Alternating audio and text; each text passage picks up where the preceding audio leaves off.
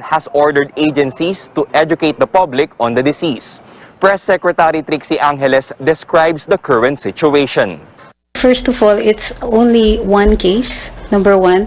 Number two, as you can see, it doesn't affect the entire population. Number three, this is not like COVID that can be spread by air very easily and could possibly be fatal. This is not particularly fatal, but it is of concern. The DOH says surveillance systems are enough to detect cases. Aside from temperature screening, authorities might require arriving passengers to remove their jackets to check for rashes. Those with symptoms will be isolated for 2 to 3 weeks. Health officials say the spread of monkeypox can be prevented by minimizing sexual contact with suspected cases, especially those with rashes or open wounds. They also advise the public to keep hands clean, wear face mask, cover the mouth when coughing using the back of the elbow, and stay in areas with good ventilation. The DOH tells the public to consult health professionals for symptoms like fever, swollen lymph nodes, or rashes. Rex Remitio, CNN Philippines. Meron pa!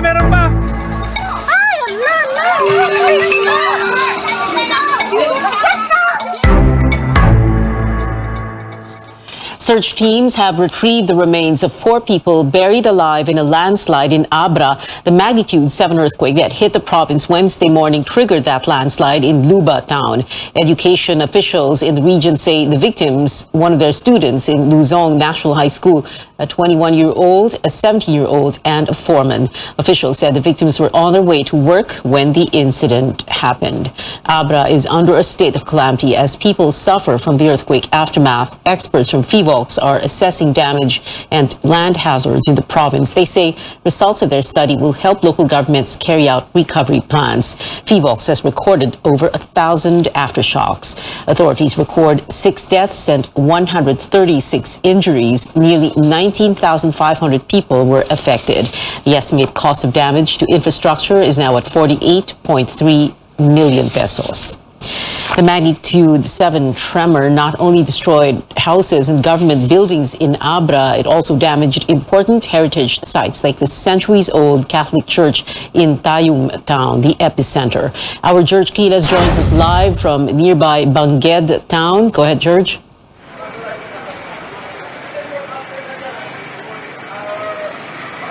OPIA experts have yet to check the safety of the St. Catherine of Alexandria Church in Tayum, but with just the naked eye, one may see the possible danger to occupants. The local priest says the restoration will need a huge amount, so the parish is appealing for help, including the national government, to rebuild the heritage site.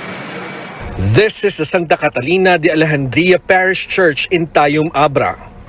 After more than 2 centuries of witnessing history unfold at the town center, this heritage site was not spared from the destructive magnitude 7 earthquake.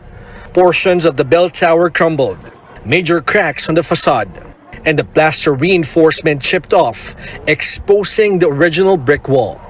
This is how the interior of the St. Catherine of Alexandria Church looks like right now.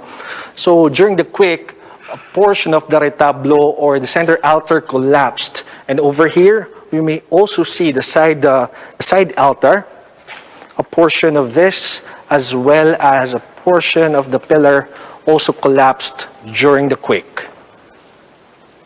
It's not good to use dahil sa daming cracks. Yung mga cracks dito sa labas, diretso na yun hanggang sa loob. And itong mga wall niya is 3 to 4 feet thick. So ganun kalalim yung mga cracks. Volunteer catechist Rosemary Milyari turns emotional seeing the devastation inside the church building. Wala na yung nilalagyan ko ng kortina. Wala na yung pinupunasan kong stadium ni St. Catherine doon po sa pinakamataas na parte. Parishioner Alejandria de Grano is still in shock.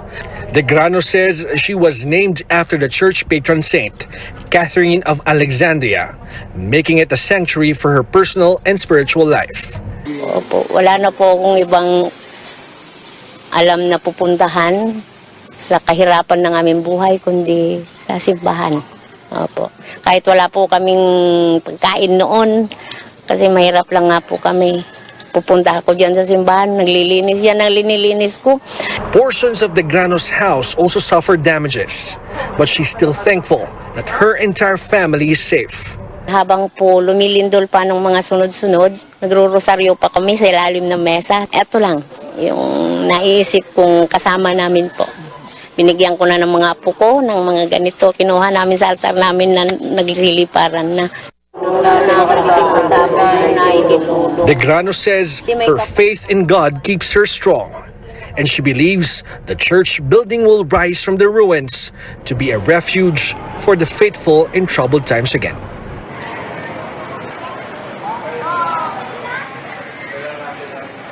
Abra is under a state of calamity, and the local government says it needs assistance to rebuild private and public structures. Earlier, Philippine Charity Sweepstakes Office General Manager Mel Robles visited Bangged and Danglas towns to hand over an ambulance, food packs, and medicine to survivors. Nag-resonate pa yung sona ng Pangulo that yung na biktima ng kalamidad, huwag nang pahirapan. No? So, dali-dali, pinadala namin dito. And sabi nga, while we were waiting or speaking, dumindol pa nga and you were here. So talagang kailangan. There is urgency. Yun ang namin napatunayan.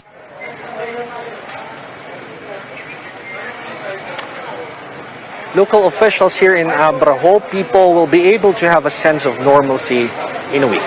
Back to you, Pia. George Gilas there reporting from Abra. In Ilocos Sur, the local government of Vigan is rushing the damage assessment of the city's historical landmarks so it can decide on how soon it can accommodate tourists who come to visit its famous heritage sites. Senior correspondent David Santos joins us from Vigan. David, what are the challenges the city is facing in having to inspect these popular tourist attractions?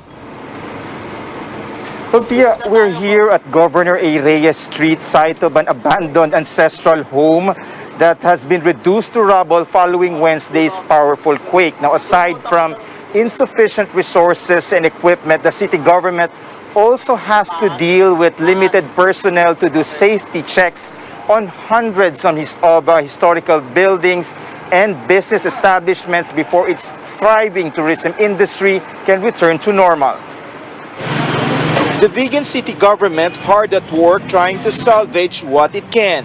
Meron mga na-identify na houses na hindi na siya livable for as of the moment.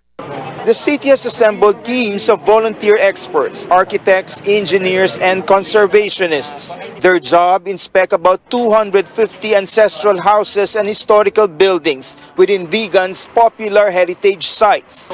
Bed and breakfast owner Charmaine Lim has been trying to get her place among those to be checked, just hoping to accommodate guests attending a national convention Vigan is hosting next month. Nagtawag po ako ng karpintero para ho tentative munang i-check po. Pero mas mabuti ho yun, compliance po namin ng city. But City Hall says there's so much to cover. With limited personnel, it also has to examine hundreds of other commercial establishments as well as government buildings like schools and even museums. Kung pwede silang mag-hire or kumuha ng mga structural engineer to certify that the building is safe and sound to occupy already. This hotel has hired the services of private technical experts to do the quake damage assessment and skip the line waiting for the City Hall inspection. Once they get their safety clearance, they can resume operations. Charmaine plans to do the same. Despite finding no visible damage in her inn, she won't reopen until she gets the go signal. Dahil kung may mangyari po sa mga guests, malaki hong responsibilidad namin. While several antiquated structures now in ruins following Wednesday's massive quake, many centuries-old houses appear to have withstood the violent shaking even with the recurring aftershocks. Pero 7.1 is at force majeure, no? And to say that they're still standing is makasasabi natin na they were constructed well. Now, officials here are asking national agencies and even international organizations to help Vigan's beloved heritage district not only to become operational again, but also to protect it against future disasters. Pia. David Santos there reporting from Ilocos Sur. More stories coming up. A former presidential advisor pointing fingers at the health department over the expiration of billions of pesos worth of COVID-19 vaccines bought by the private sector. And days after the fatal shooting at the Ateneo de Manila University, the father of the suspect was gunned down outside his home in Basilan. Details when Newsnight returns.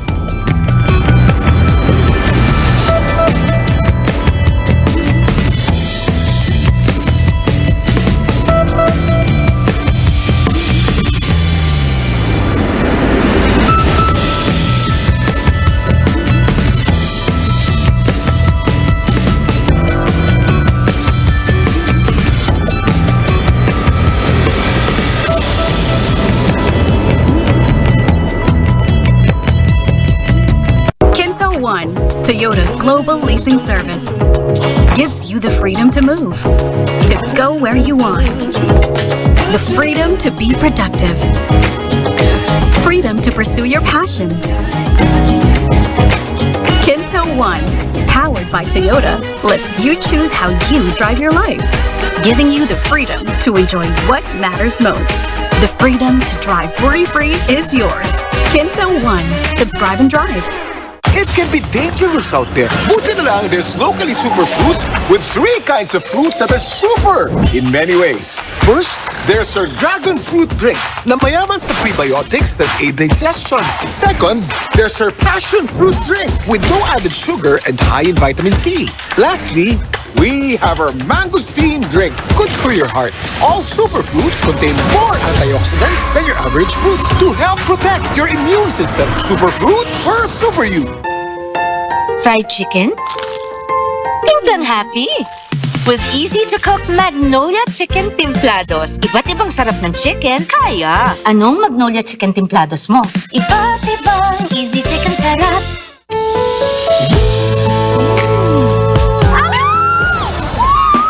Making life sweet is easy dahil 35 pesos SRP lang ang San Miguel flavored beer. Make life sweet with San Miguel flavored beer. Baby, I'm home!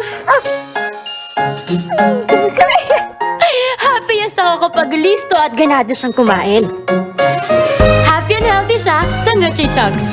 Recommended by my vet. Nutri-Chunks is the only one with active boost and prebiotics na pampalisto.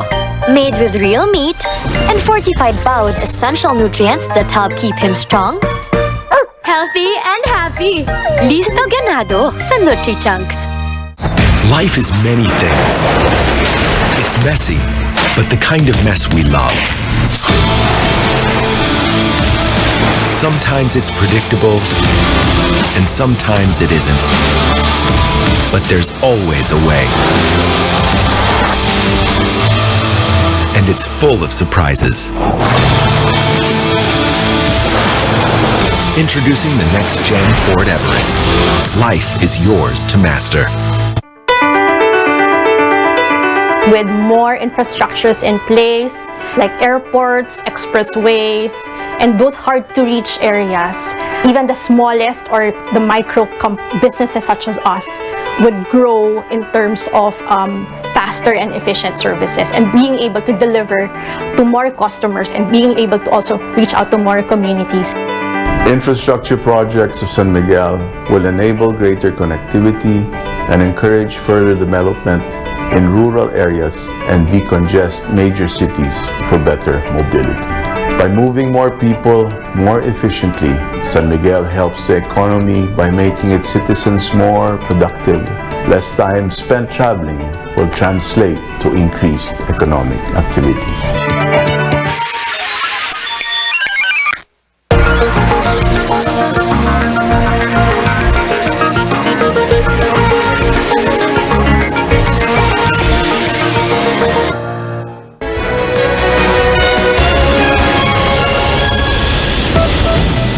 Welcome back. The father of the suspect in the shooting at the Ateneo de Manila University in Quezon City shot dead in the city of Lamitan in Basilan. Lamitan police say Rolando Yumol was gunned down outside his home at around 6:30 in the morning. The incident comes 5 days after his son, Chao Tiao Yumol, opened fire inside the Ateneo campus in what appeared to be an assassination of former Lamitan Mayor Rose Furigay. But authorities say it's still too early to establish a link between the two incidents. Chao Tiao Yumol is currently in the custody of Quezon City Police. Over 5 billion pesos worth of COVID-19 vaccines bought by the private sector now expired. A former advisor of the previous administration's pandemic response associates this with failure to mobilize vaccine supplies. Caroline Bonkin reports. Moderna, we will have to let go of about 3.6 million. AstraZeneca, about 623,000. After the country struggled to get COVID-19 vaccines halfway through the pandemic, the private sector now has to dispose over 4 million AstraZeneca and Moderna doses expiring this July. Former Task Force Against COVID-19 advisor Ted Herbosa blames the health department for failing to mobilize resources this pandemic. He says the Health Technology Assessment Council, or HTAC, should have been faster in approving the use of available shots. DOH relies on HTAC's guidance to give vaccines. You had the resources and you're not going to use them because of lack of evidence. Yet our vaccine expert panel said, yes, we can use them. Health advocate Tony Liachon questions HTAC's recent approval for the second booster shot for 50 years old and up, when the US CDC already allowed it in March. Na-flag na yung waning immunity sometime in February or March. Former presidential advisor Joey Concepcion also raising the same issue. He says they've been appealing for expanding the coverage since May. Concepcion led the private sector in buying millions of vaccines, of which half were donated to the government. But Concepcion says it's time to move forward. Despite some frustrations on our part, I think we should look at the bright spot. We have been able to reach this point whereby the economy has totally opened. Tourism is back. He laments the health secretary should have been on top in maximizing every single drop of vaccine. Maybe we could avoid something like this from happening again. A DOH Technical Advisory Group member says the timing of HTAC's decision on who may get vaccinated shouldn't be blamed for the expired doses. Kung hindi, dahil nagkaroon tayo ng gaps doon sa pagro-roll out or pagtanggap ng mga tao for their first dose, for the primary series, for their first booster. In a statement, HTAC said it makes recommendations based on scientific evidence, and expiration is not enough reason to push for vaccines. HTAC says it looks at safety, efficacy, and cost-effectiveness of vaccines. Caroline Bonkin, CNN Philippines.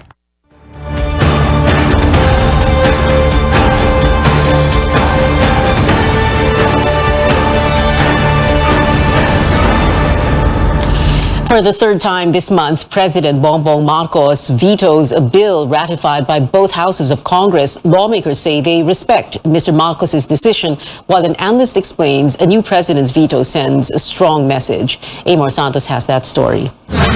Less than a month in office, President Bongbong Marcos has already vetoed 3 bills passed by the previous Congress. Even his sister, Senator Amy Marcos, wondered why the president rejected the Bulacan Airport Special Economic Zone and Freeport. He also refused to enact the strengthening of the Office of the Government Corporate Council. And recently, he blocked the expansion of the franchise area of an Aboitiz-owned firm, the Davao Light and Power Company. The grant would have rolled out cheaper and better electricity for the Davao region, according to Senate Public Services Committee Chairperson Grace Poe. Contrary to Marcos's message, Poe says the bill does not violate the Constitution or any other law. The president called it a collateral attack on the franchise area of the North Davao Electric Cooperative or Nordeco. But Poe says it's actually a response to Nordeco customers' clamor for better power service. She adds it's now up to the House of Representatives to refile the measure. Senate Majority Leader Joel Villanueva says the chamber respects the president's decision but stands firm that it has done its job. According to a political science professor who served as an economic planning director in the Senate for 15 years, a new president is sending a strong message to proponents and stakeholders when he vetoes a bill. Parang ayoko yan, parang ganun ang ibig sabihin, di ba? Pwede kasing pag naglapso into lang, you can you can always say that that was not discussed during the negotiation. Using the power available to him to pursue his agenda or how he perceives some things must be legislated. Professor Jean Franco says there are now mechanisms in place allowing Marcos to talk to Congress about the legislative mill and prevent bills from being vetoed. Wala siyang means niyan when he was not yet president. He did not have any control over the trajectory of this proposal. Congress can still override the president's veto by a 2/3 vote of the members of each house. The Senate leadership is now calling for the convening of the Legislative Executive Development Advisory Council or LEDAC, which advises the president on policy making, as well as the Presidential Legislative Liaison Office, which coordinates with Congress. Amor Santos, CNN Philippines. The Marcos administration faces the challenge of addressing a hunger and nutrition problem exacerbated by the COVID-19 pandemic and rising fuel prices. Senior correspondent Ruth Cabal tells us how hunger affects the country's development in part 2 of this special report. From green leafy vegetables to herbal plants and edible flowers, this community garden in Quezon City has it all. To think that when the pandemic hit 2 years ago, families here in Payatas didn't know how they would survive. Paano ba mariresolba yung gutom? Lumabas sa meeting namin na kailangan nating magtanim ng organikong pagkain kasi mahal ang bilihin, hindi makalabas, walang trabaho. Ofelia Bagotlo says the local government sponsored seedlings and gardening tools and sent an agriculturist to train them. They can now enjoy their own farm-to-table meals for free. Meron akong kangkong, tsaka tanglad.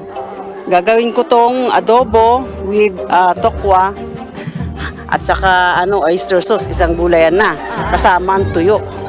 The community also sells vegetables to other residents and small markets in the area, earning as much as 5,000 pesos a month. Urban agriculture is among the major components of the Agriculture Department's Plant program. Launched in 2020, the agency has held more than 900 training sessions and set up over 4,500 farms and gardens. Yung logistics cost po natin medyo mababawasan. Siyempre, hindi mo na siya kailangang i-ship ng malayo, hindi ka nagagasto sa crudo, sa gasolina. Yung safety ng ating ipoproduce, we can create a healthy lifestyle. President Bongbong Marcos, who is also Agriculture Secretary, acknowledged in his first State of the Nation address a possible food supply crisis.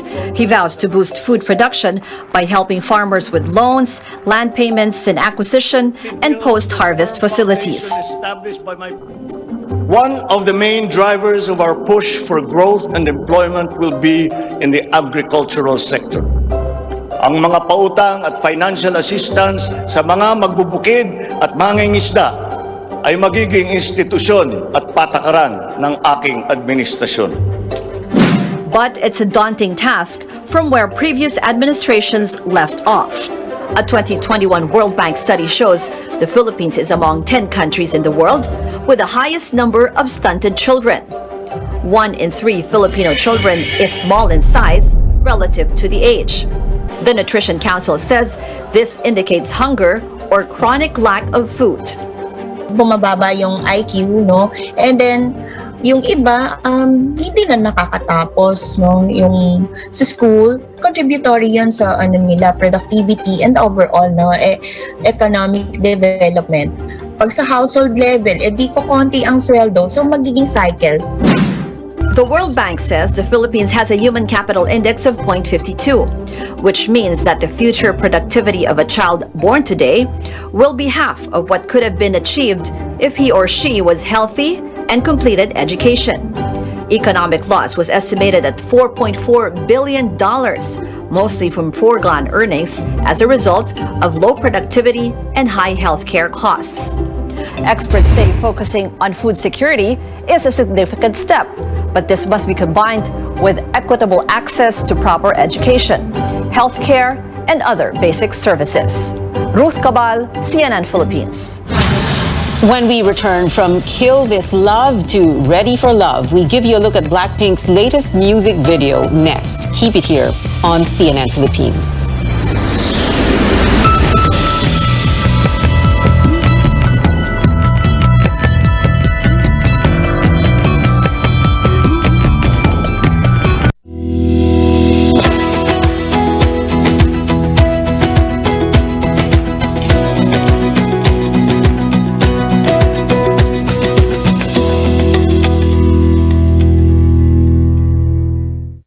My faith in God led me to all these blessings.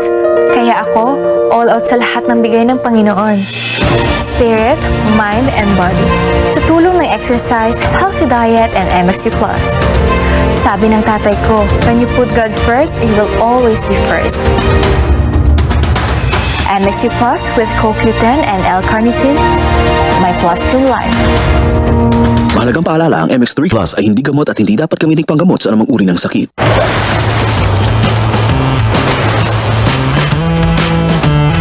To those who said pickup trucks are only for work, or that never been done means can't be done,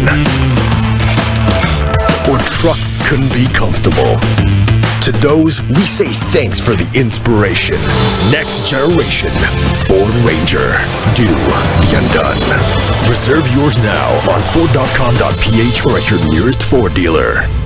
Now it's time to live the life. Let's have Sunmig Light with the sun out. Any hour is now happy hour. Ang katapusan ng bawat kwento, may inuumpisa ang bago. Get into the life. Sunmig Light.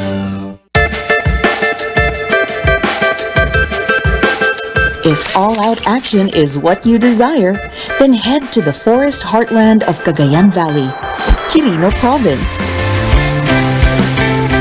It is tagged as the basket of happiness because in Quirino Province, you can experience the enjoyable and breathtaking from waterfalls, bountiful caves, river system, and landscape, and the richness of its culture. Being situated in the Cagayan Valley has its perks. These include bountiful harvests and foliage that provide livelihood to the people of Quirino Province. Talagang maipagmamalaki namin yung talent namin na ganito kasi ang probinsya natin ay napapakilala dahil sa kagalingan ng mga tao natin dito sa Quirino. Mga customer natin, binabalikan naman, nagugustuhan yung handmade natin. A trip around Quirino Province won't be complete if you don't indulge in their local dishes. Adobong pato and pansit batil patong. So sa mga turista po, sa mga karating nating probinsya, naanyayahan ko po kayo na tikman nyo po ang batil patong ng Quirino Province. Ang adobong pato po na isa po sa specialty namin, pinagmamalaki po ng probinsya ng Quirino po. Cut your travel time by taking the Skyway Stage 3 and Tarlac Pangasinan La Union Expressway before heading east to this beautiful province.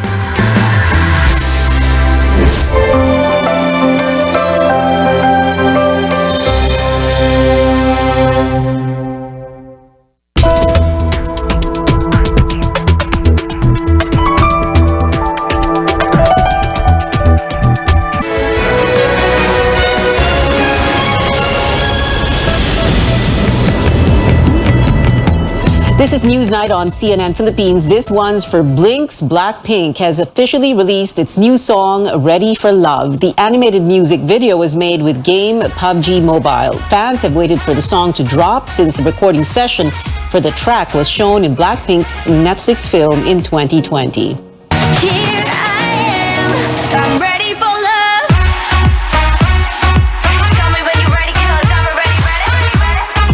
of the song and its in-game concert, The Virtual with PUBG, which premiered last week. And that is it for now. Join me again on News.ph at 7 p.m. I'm Pio Ontiveros for Newsnight, where we go above and beyond the headlines.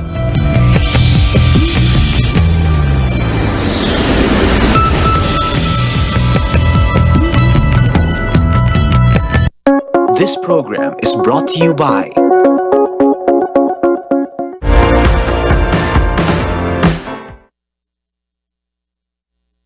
BYKB Radio Ronda.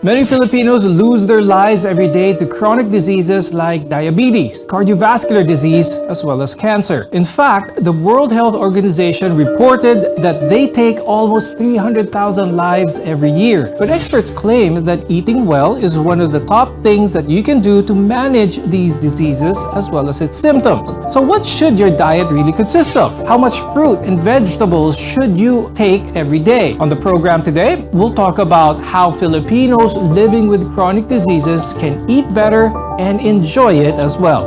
I'm Dr. Freddy Gomez, and this is MedTalk Health Talk on CNN Philippines.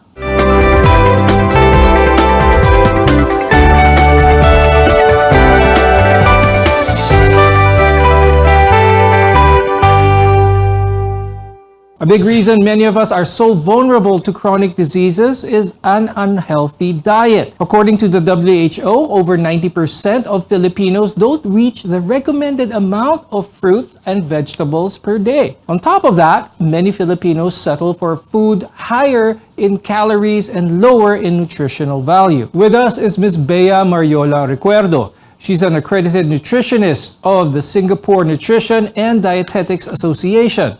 We're also joined by Dr. Caroline Narvacan Montano. She's an endocrinologist and the president of the Philippine Society of Endocrinology, Diabetes, and Metabolism. Now, chronic diseases are conditions that last for a long time, years even. The solution that is permanent is often challenging, but a healthy diet can go a long way in managing these chronic diseases. And among these are diabetes. According to the Department of Health, 1 in 14 Filipino adults are living with diabetes. Dr. Carol, what exactly is the problem with those with diabetics? What is it about their bodies wherein their diet has to be tailor-fit for their condition? Usually there are two types. We have the type 1 and the type 2. Usually the type 1 diabetes are those diabetic patients who their pancreatic beta cells have been destroyed by immune reaction. It may not be related to the food intake of the patient. However, the type 2 diabetic patients will be those patients who develop hyperglycemia because of the insulin resistance, increase in weight, and having a sedentary lifestyle, causing too much fat that would then promote insulin resistance to that already impaired pancreatic beta cell. When we talk about glucose intake, especially for those who are diagnosed with diabetes, Bea, what are some of the foods that can trigger this? What are the more common foods here in the Philippines? Kumbaga, bawal sa mga diagnosed with diabetes. Food products that has simple sugar in it. Usually, makikita ito sa mga beverages like soft drinks, mga flavored juices, even desserts, pastries. If we're not careful sa mga nutrition facts label, they also contain simple sugars like honey, maple syrup, agave, molasses. So those are some of the simple sugars that are easily found in food products that Filipinos don't notice. A lot of fruits and vegetables, fruits for that matter, are generally considered healthy, but there are fruits with a high glycemic index. Could you talk about that a little bit? There are fruits that are high in glycemic index. Kaya for this one, we advise that the fruit intake would be 1 to 2 servings per day. And also that when it comes to the type of fruit, of course, it would be best if the glycemic index is lower. So you could opt for, let's say, apple or banana. And you can also opt for other fruits like melon and watermelon. Another chronic disease that's increasingly common here in the Philippines is hypertension or high blood pressure. A 2021 nationwide survey showed that around 37% of Filipinos are hypertensive. And when left untreated, the disease can lead to heart disease. Dr. Carol, pag-usapan naman natin ang hypertension. Anong nangyayari sa katawan kapag ang isang tao ay tinatawag na high blood? If you already have a BP of more than 130 over more than 90, you're already considered hypertensive.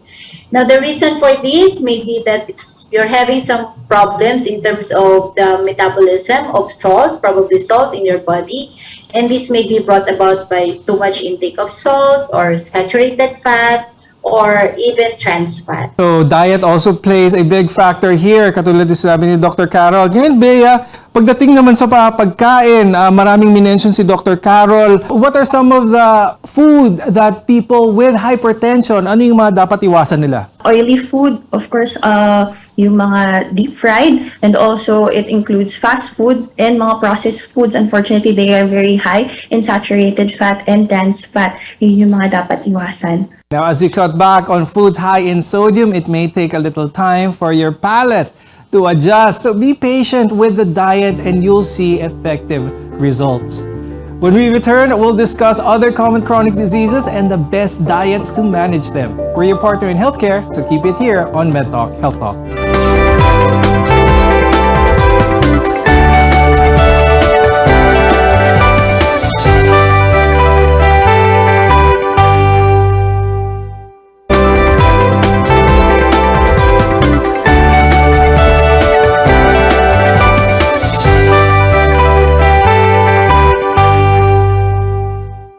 Today, we're talking about the best diets to protect against some of the most common diseases. I'm Dr. Freddy Gomez and welcome back to MedTalk Health Talk. Earlier, we discussed the prevalence of diabetes and high blood pressure here in the country. These two conditions can lead to problems sa puso natin, which is the leading cause of death here as well as around the world. Dr. Carol, pag-usapan natin yon. How can all of these chronic diseases really eventually affect yung cardiovascular system ng isang tao kapag hindi ito naagapan, hindi ito hininto? Now, if diet will not play a big role in terms of its control, all of these diseases can really progress and have the complications that we don't want to have our patients to have. We always advise our patients that even if we have a lot of medicines in the market, these medicines will not work if we don't have diet and exercises together with the management of their chronic diseases. Is there a time where pwedeng sabihin,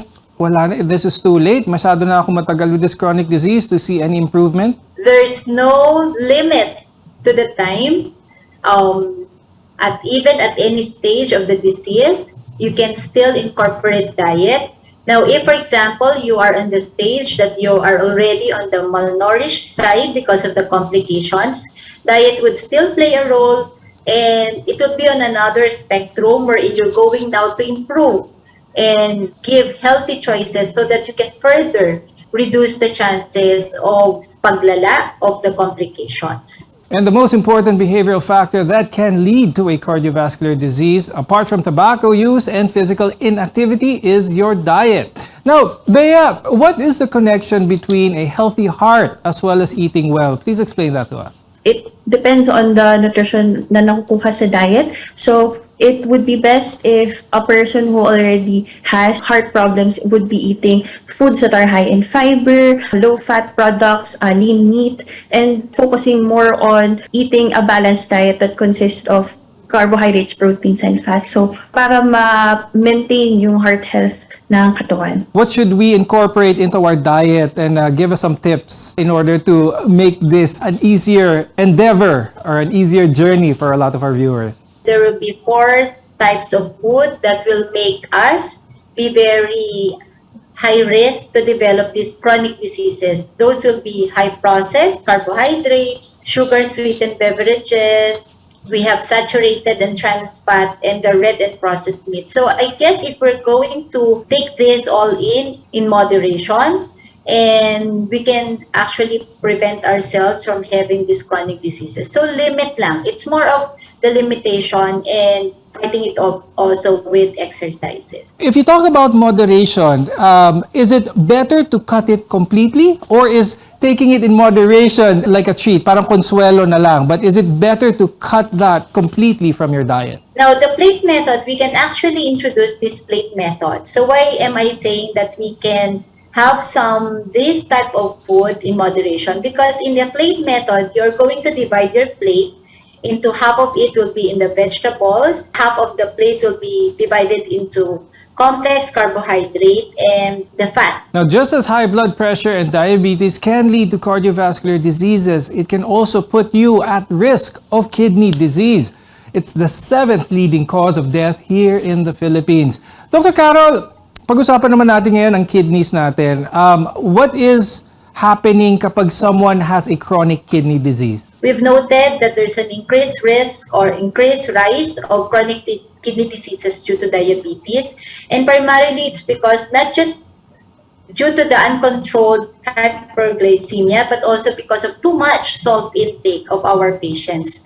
So I am more introducing that with the high salt intake, our patients can have an elevation of their blood pressure.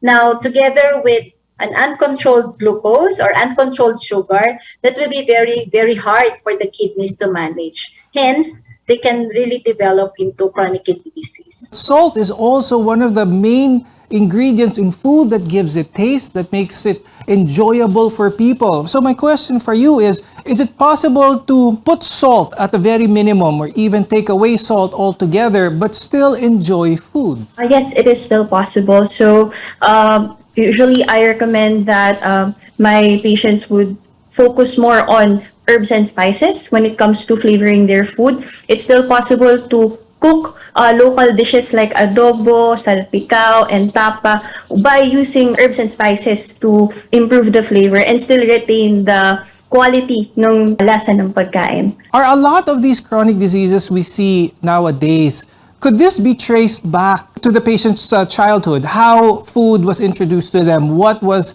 seen as normal for them? One of the primary root problems here in our country is the increasing trend of overweight and obesity among children. Now, what brought this out? Could this is second sedentary lifestyle of the kids, plus the food that their palate got so used to. Sobrang flavorful, but it's more of the flavor of the salt that they are so used to, more to the flavor of the sugar or sweet that they are used to. That's why they may increase their weight, and together with a sedentary or no activity, then they will have overweight, obesity, and that's it. That's the risk. And then they'll have the early chronic diseases even at the young age. So at an early age, teach your kids how to eat properly and they'll reap the benefits years on end. Coming up, we'll talk about the best diet for people living with cancer. Your health is our mission here on MedTalk Health Talk.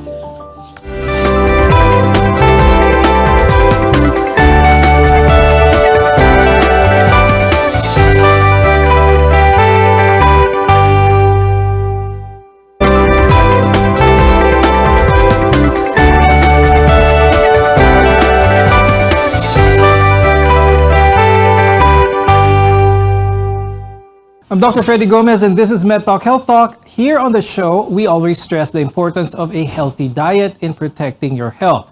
It's key in managing diseases that can affect our quality of life, including cancer. Now, Dr. Carol, let's talk about cancer and that of diet. Not necessarily, we're not talking about causality here, but those diagnosed with cancer, how important is a proper diet for someone living with cancer?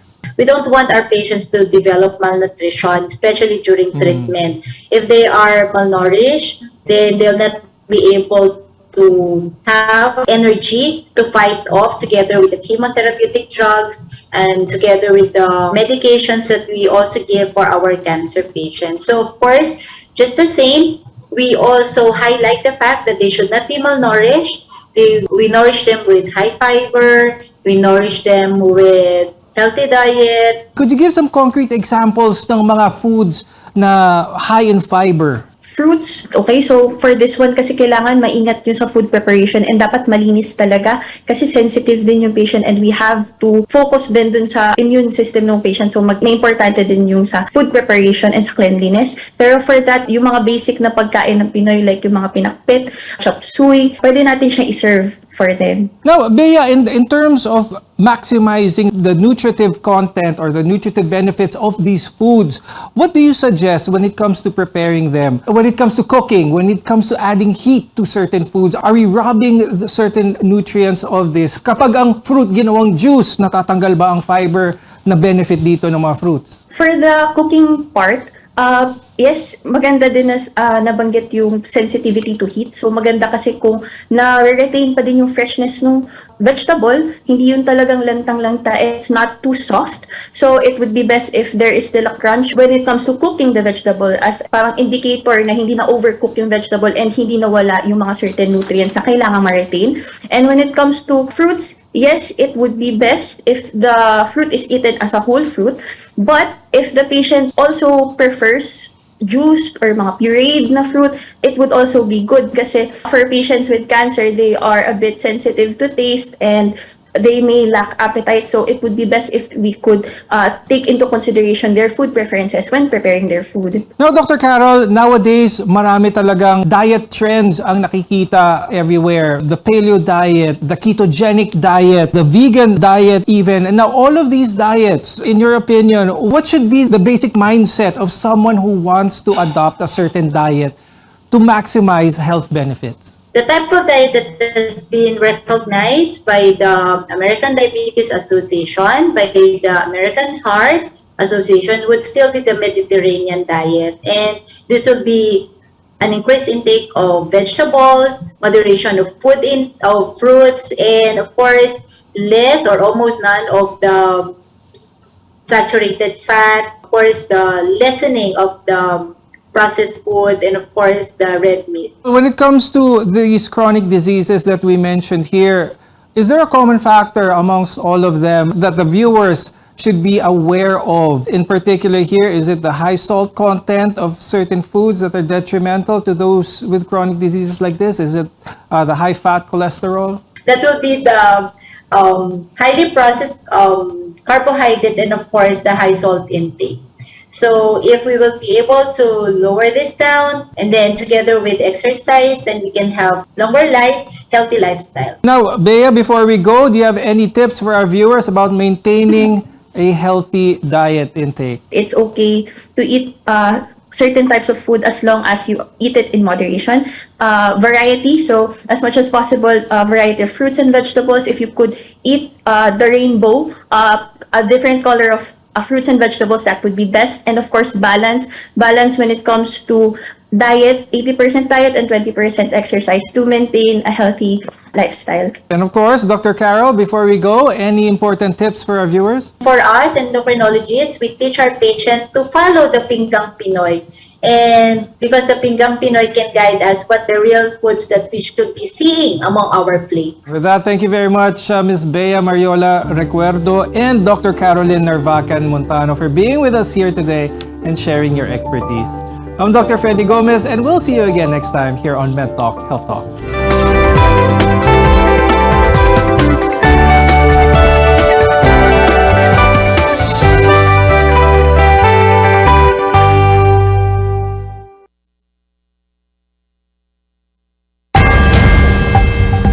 Let's get ready to rumble!